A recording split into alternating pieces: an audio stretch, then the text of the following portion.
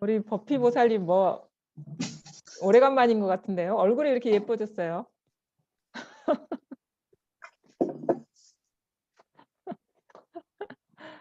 안녕하세요.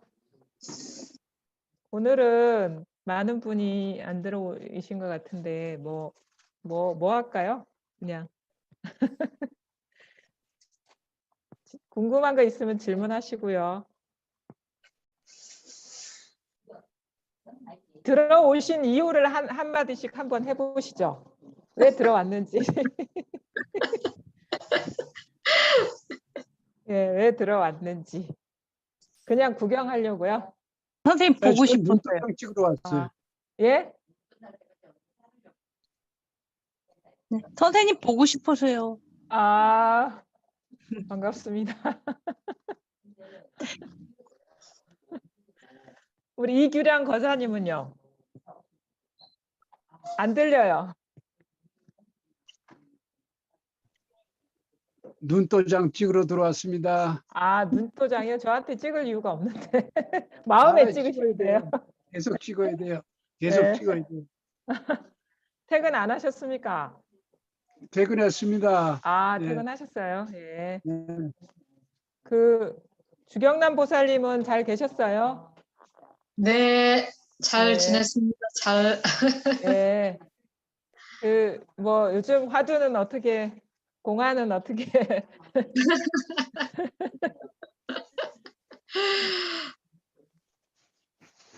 때려 부시려고요. 때려 부시려고요? 지금 이렇게 보니까 공부 그래도 이렇게 어느 정도 맛을 보시고 시간이 많이 지나신 분들이 이렇게 들어오신 것 같은데, 그냥 아마 뭔가가 있을 거예요. 마음속에 공부라는 어떤 게 이제 있는 것이 이제 지금 이 시기적으로는 뭐 너무 당연한 건데, 그러니까 좀 아이러니하게도 그런 내가 마음속에 품을 만한 게 없다라는 거를 깨닫는 게 이 공부거든요. 그러니까 우리가 마음에 뭐가 따로 있다고 여기는 것들이 있어요. 그게 예전에는 무슨 세상 속의 어떤 것들이라면 이제 공부를 하는 사람들은 대부분 이제 공부에 대한 어떤 마음속에 담아두는 거, 그게 자기만의 어떤 생각일 수도 있고,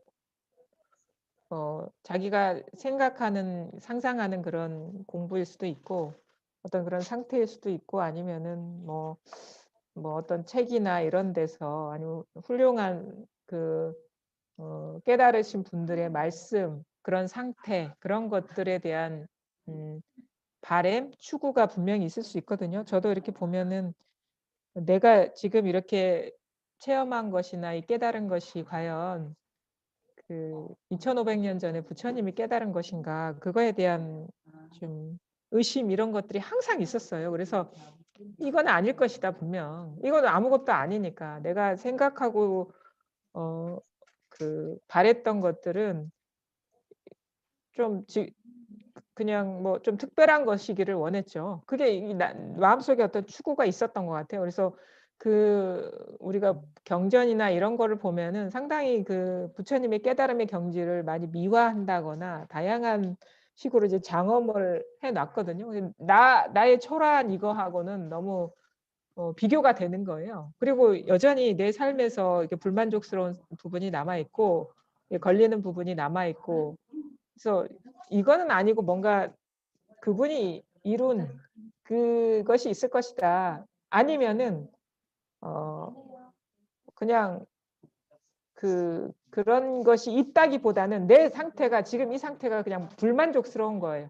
그래서 그게 이 불만족에서 이제 벗어나고 싶어서, 이것에서 벗어나고 싶어서, 그러니까 이런 상태가 아닐 것이라는 자기만의 어떤 기대 때문에 그거를 이제 마음속에 이렇게 갖고 있었던 것 같거든요. 근데 이제 나중에 밝혀지는 거는 그런 마음속에 둘 만한 것은 다 망상이다, 이거예요. 내가 마음에 갖고 있는 그거는 다 망상이라 이거예요. 생각. 그게 나의 어떤 염원으로 투사된 것일 수도 있고 공부는 이런 것이다라는 자기 상일 수도 있는데 그거는 다 우리가 마음속에 담아둘 수 있는 거는 분별된 모양은만 담아둘 수가 있어요. 분별되지 않은 거는 담아둘 수가 없어요. 그래요, 선생님. 예, 그게 예, 그래서 이제 뭐 일단 뭐 책도 안 봐보고 예, 뭐 여러 가지 이제 진짜 제 깐에는 분별망상을 안 하겠다. 이거 자체가 또 문제겠지만 예, 그게 마음대로 안 되더라고요. 예, 저도 모르는 상태에서 네, 뭔가를 이렇게 향하고 있는 것도 같고. 예. 근데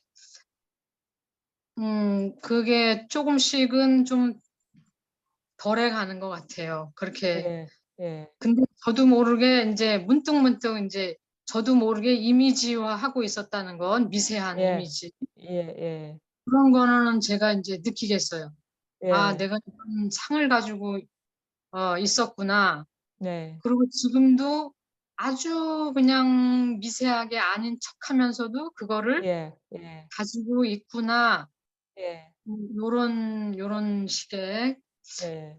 근데 그게 제 맘대로 쉬워진다라는 게 제 맘대로 잘 안 되더라고요. 그렇죠. 그게 그러니까 근데 설마 그럴 것이라고는 우리가 예상을 못 해요. 그러니까 설마라는 건 뭐냐면 우리가 기존에 살아왔던 그런 건 항상 마음에 뭔가를 염원이나 이런 거를 마음속에 담아두고 그것을 이루기 위한 노력, 투쟁, 그다음에 그것이 이루어지기를 바라는 그런 바램, 이 패턴으로 평생을 살아왔거든요. 그래서 그 네. 패턴이 이 공부에서도 이렇게 적용이 되는 거예요. 그래서 뭔가 마음속에 뭔가 이 자기만의 어떤 그것이 이렇게 있으면 자기도 모르게 그렇게 가게 돼요. 그것을 향해서. 근데 근데 또 점점 예. 저 같은 경우에는 제가 이제 조금 이제 아프면서 느꼈던 게 내가 진짜 단 한 치의 의심도 없이 예. 100% 이것을 믿는가. 예. 예. 그게 균열이 생기더라고요. 그거죠. 그렇죠. 나는 나 예. 한 치의 오차도 없이 나는 바로 이거야라고 뭐 이렇게 했는데 네. 제가 아프고 막 흔들리니까 예. 균열이 아니라 뽀록이 나는 거예요. 나의 믿음에 대한 그게. 예. 예. 그래서 그렇구나. 이게 음. 믿음이라는 게 얼마나 정말 대단한 것이어야 하는지 정말 음. 선생님 말씀대로 정말 한 치의 그 틈새도 없는 믿음? 이게 이런 믿음이 있어야 된다는 생각이 들더라고요. 얼마 전에 제가 패션 오브 크라이스트인가 뭐 어디서 잠깐 나왔는데 네. 정말 예수님이 자기 몸을 그냥 그대로 다 내놓는 그런 믿음, 예. 목숨을 내놓는 그런 믿음, 예.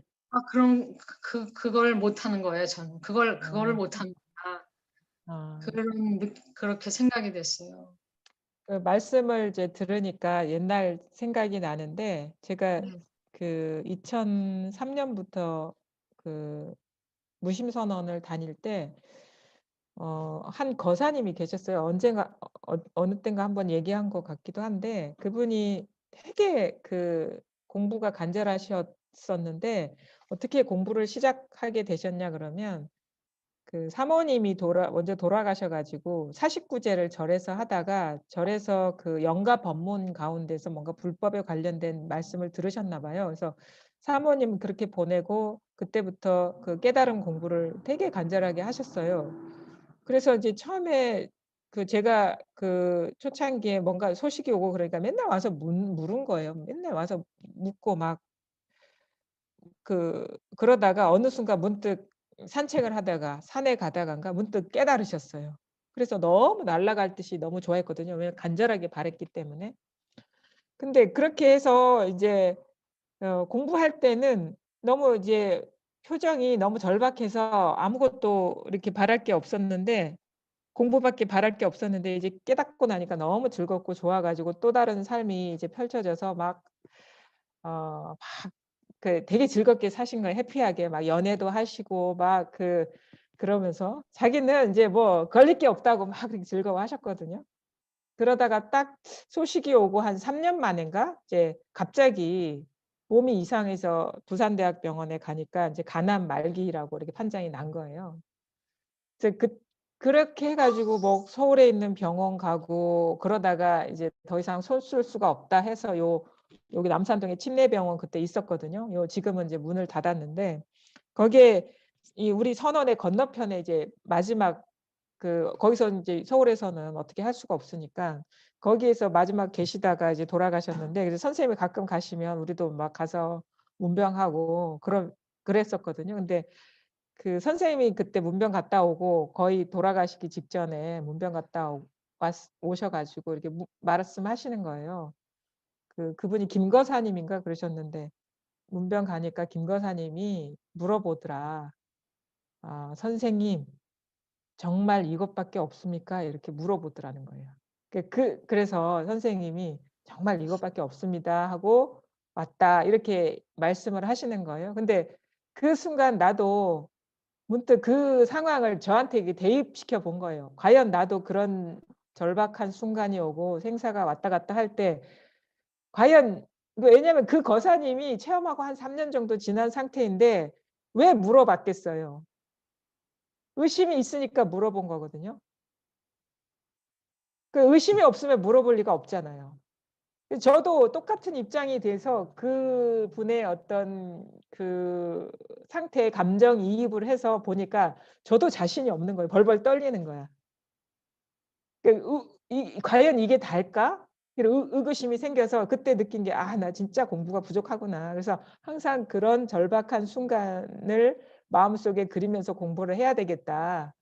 그래서 '내가 공부가 됐는지 안 됐는지를 이렇게 내 나름대로 점검해 보는 어떤 수단이 그거였어요. '내가 죽음을 앞두고 있다. 과연 이거밖에 없나?' 근데 자신이 없으니까 '내가 공부가 부족해.' 항상 이런 마음으로 해 왔거든요. 근데 나중에 어느 순간 인제 그런 의심이 떨어지는 이제 순간이 오더라고요. 그런 게 와요. 공부를 하다 보면 이렇게 그 절체절명의 순간에 더 이상 의심할 수 없는 그런 식의 어떤 전환이 공부를 하다 보면 옵니다. 그러니까 의심할 수가 없는 거예요.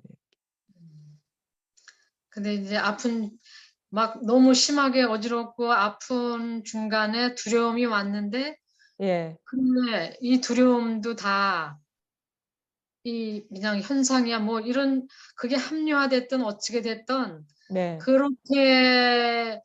그렇게 하니까 또 두려움이 사라지긴 하더라고요. 근 예예. 제 마음속 깊은 곳에서 예. 아니 그냥 제가 인제 하면 제가 평상시에 인제 그래 의심이 돼서 예. 의심인지 뭔지 하여튼 의심이 돼서 다시 생각을 해 봐요. 예. '확실해? 뭐 어때?' 이렇게 할 때 정말 이것밖에 없는 거예요. 다시 예. 봐도. 근데 예예. 정적으로 딱 밀어 닥칠 때는 예. 나로 돌아와서 예. 두려움도 생기고 예. 이거에 완전히 제가 안착을 해서 예. 편안해지는 거예요. 예예. 그게 그래서 아직도 이렇게 이제 좀 이렇게 이게 분명해지는 순간이 옵니다 그게. 더 이상 의심할 수가 없고 그 순간에 의심이 일어나는 게 아니라 그냥 이게 보인다고 해야 되나요? 그런 어떤 변화가 와요 공부를 하다 보면.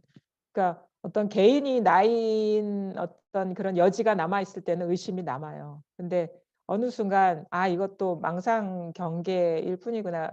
식의 발현일 뿐이구나.'라는 거를 깨닫게 되면 어 이 마치 나의 어떤 존재의 중심이 이 개인한테 있다가 여기로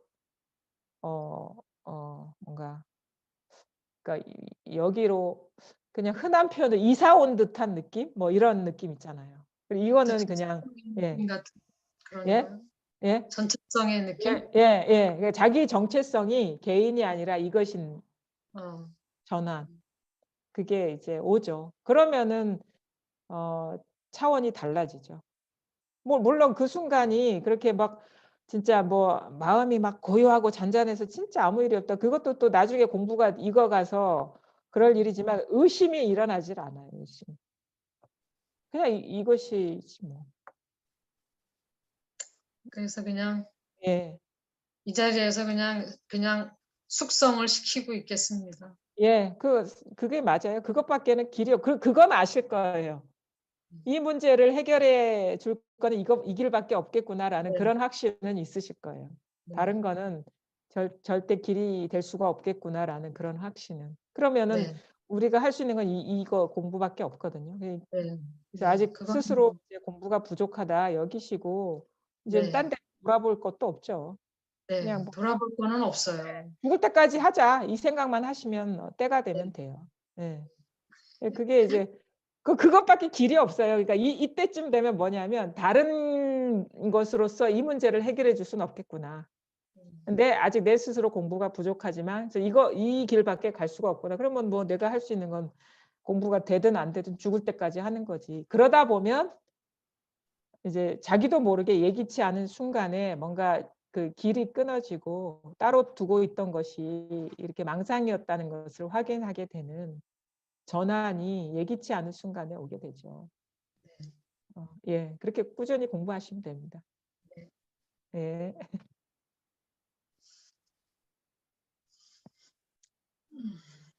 뭐 또 질문 있으십니까? 따로. 그